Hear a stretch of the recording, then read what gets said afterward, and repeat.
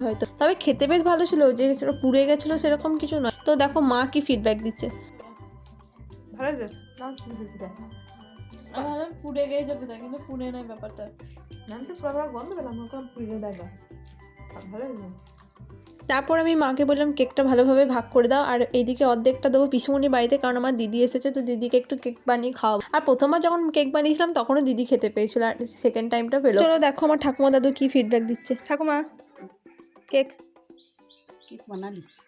খাও দিদি, তখন থেকে খাও, খেয়ে বলো কেমন বটে।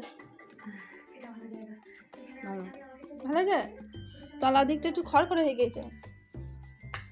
না কেক বানালাম, দেখো খেয়ে খাও।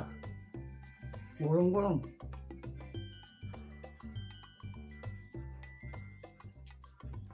খুব ভালো হয়েছে।